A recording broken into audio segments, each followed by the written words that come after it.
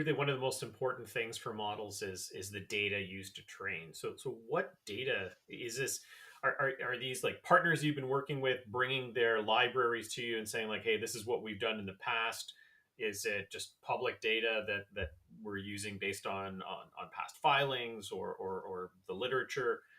What are we using to train this type of a model?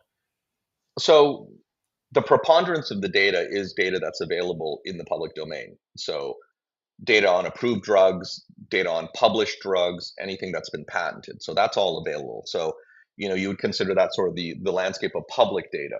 We don't use, we don't just like pull down Kemble and stuff. And what we do use is we're quite picky about the actual experimental labels. So we train largely on all the data that exists around experimental, compounds. Certainly, there is a lot of data that is locked up in sort of the coffers or the vaults of big pharma that are not available to train on. So, in certain cases, for example, we announced a collab with Merck, and in that case, we'll be training on their data, and they're going to make that data available to us. We fine tune our foundation model on their data.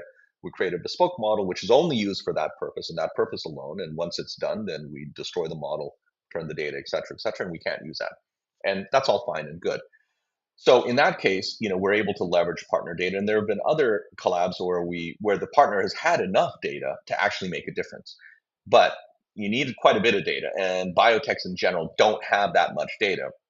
The definition of a lot of data for like a chemist versus a machine learning is several orders of magnitude, right? So and it's not just the volume of data; it's the quality and diversity of the data as well. So if you're doing sort of like SAR, you're not going to go too far each sort of time. You want to stick within your applicability domain. So you don't get a lot of diverse data unless you've been doing it so many sort of iterative cycles that you're able to start getting into novelty. But we really benefit from diverse data in addition to like the volume of data. And so here's where I'll get on a soapbox for a bit is a lot of people at conferences around AI for drug discovery will state that AI is never going to make a difference until you get really really good data, and the only way to do it is get proprietary data. And any machine learning person will tell you, well, of course, if there's way more data and good data, like of course it's going to perform better. The model's going to perform better. But it also is a cop out because the fact is that pretty much anyone who says that is not a machine learning scientist. And in the domain of drug discovery, 99.9% of the people who do AI for drug discovery are not actually machine learning scientists. They are comp chems or cheminformaticians or bioinformaticians who've learned machine learning techniques, biomedical engineers who learned about machine learning and can get quite advanced in it, but they're not actual machine learning scientists. And so machine learning is a science. AI is a science. We have people winning the Nobel Prize, right? Like Dennis Hassabis and John Jumper. You got Hinton as well. So machine learning is a science that is largely invisible to the domain of drug discovery. And that's because, people who are PhDs in computer science and publish papers, at NeurIPS and iClear and ICML and whatnot.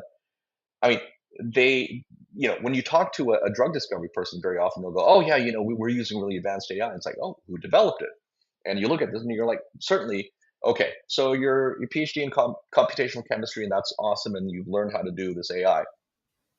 But I always say to people, like, you're a pharmacologist, right, Kostas? If you had a biology Yeah, problem, would you ask a chemist or a yeah, pharmacologist?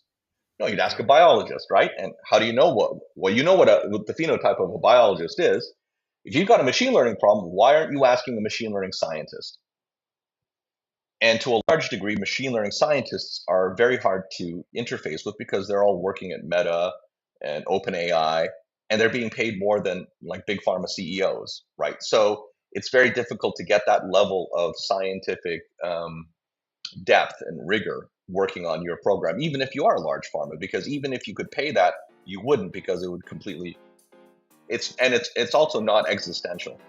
Whereas to Nvidia and to Microsoft, they're software companies, and AI is existential to them. And the other thing is the market cap of NVIDIA is greater than the market cap of all 20 of the top pharmas combined. So it's not like you can outspend big tech, right? So as a result, we see a tremendous opportunity of bringing contemporary and cutting edge machine learning into this domain.